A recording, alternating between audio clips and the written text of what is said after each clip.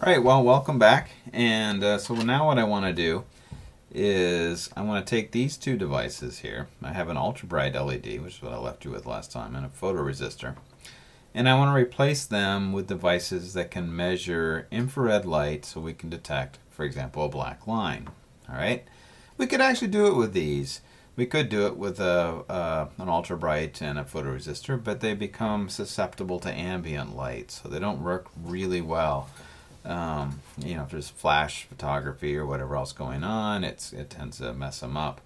Not to say that infrared's perfect, because if you're in a room with bright sunlight, well, that doesn't work very well either. Okay, but let's go ahead and switch this over. So the first thing we need to do is let's replace this ultra bright with an infrared. So I'm going to do that here, and I don't have my glasses, but fortunately this is pretty big. You can see if you look at it carefully, you'll be able to see the larger portion here. Plus I can feel the flat, and I'm going to make sure that that is hooked up to the ground. Okay. Fortunately for me and for us right now, we have a digital camera, so we can see that it is in fact lit up. Now don't expect this with your naked eye. I mean, I can't see anything, but the digital camera can. It can see it's dimly lit, so I know it's working. Now, instead of using a resistor, what we're going to do is we're going to use a transistor. We're going to use a phototransistor, an infrared phototransistor. A transistor is typically a 3-wire device. There's one pin, which is the collector, generally speaking, that is able to suck the electrons from its source. There's the emitter, which is allowed to hand off those electrons. And there's the base. And the base is kind of like the valve. It's what you use to change the flow rate. Alright? So in these 2-wire transistors, in this particular case, the base is actually going to be selected by the amount of infrared light. So the more infrared light or the less infrared light is going to affect the amount of electrons that are allowed to flow from collector to emitter. So what I want to do is, it doesn't work quite the same as the LED. I want to find the flat, and in this particular case the flat is going to be the emitter, and I want to make sure that my flat or emitter is hooked up to the yellow wire, which is the one that goes to signal. So I didn't even stop my device. You can see right now it's I flipped it right off of there. Let's put it back on. Sorry about that. Let's find the flat, which is right here, and we're going to hook that up to the emitter. Alright, and that's hooked up to signal. So it's reading 900, 950, something like that. There's no real infrared light. It's night outside. I have fluorescent lights and LED lights on my desk. There's no real source of infrared light, with the exception of my infrared LED, okay, which is very bright to my phototransistor here. Okay, so you can see that when those two are in proximity, they get really, the phototransistor gets very excited. And I can very accurately measure when it's in proximity to it. Okay? Works wonderfully. So now, if I take these two devices and I take and insert them into a holder, like so, what we're going to be doing is we're going to be measuring reflected light. So right now, the infrared emitter is shining down onto my white piece of paper, and it's illuminating this piece of paper brightly, although we can't see it, with infrared light, and it's reflecting back, and it's being measured by the detector. So something like, for example, this black line comes in proximity, you can then see that it dramatically changes the signal. Okay?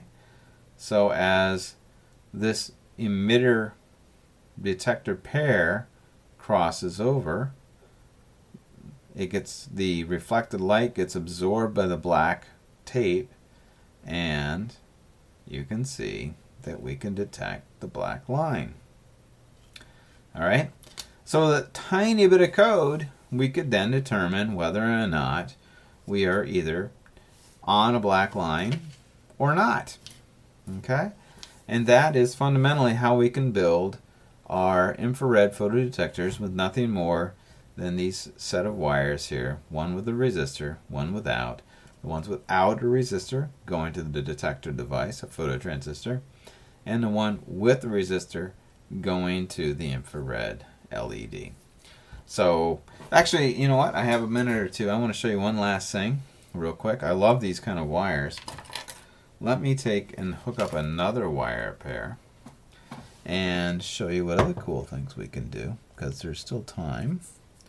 I'm going to hook up the red wire to the signal, and I am going to hook up the black wire to the ground.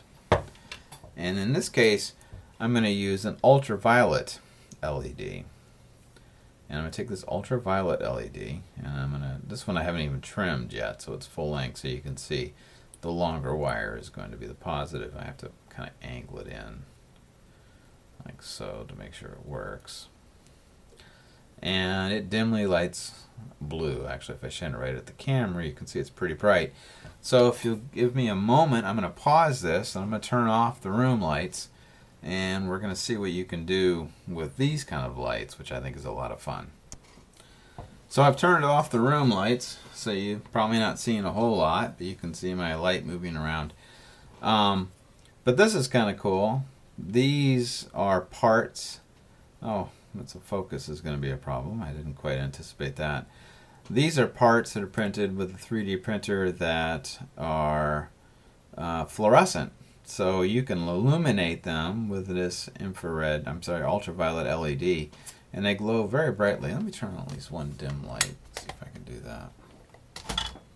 Get it out of the way a little bit. Okay, so it lights up pretty brightly, amazingly brightly.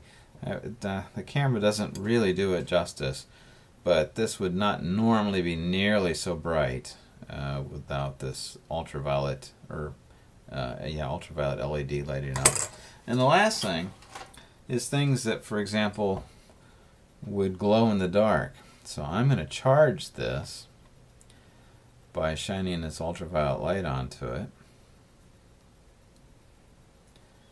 And of course you can see where the light is shining and it's beginning to illuminate. Let me turn off this, see if it holds it. And what's cool about it is it does in fact charge it up, and I'm hoping my camera will catch it,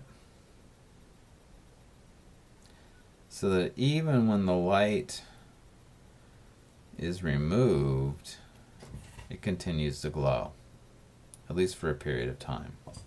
Okay? So you can use these LEDs to, with a single resistor wire, to illuminate really cool 3D printed custom designs. I'm hoping to make something like a Starship Enterprise, you know, with the, if you've seen it in the videos, with the lights aiming down and whatnot. I wanted to throw that out there so that you could appreciate the other cool things that you can do with something nothing more than a resistor and a wire. So I hope to see you again soon. Bye-bye.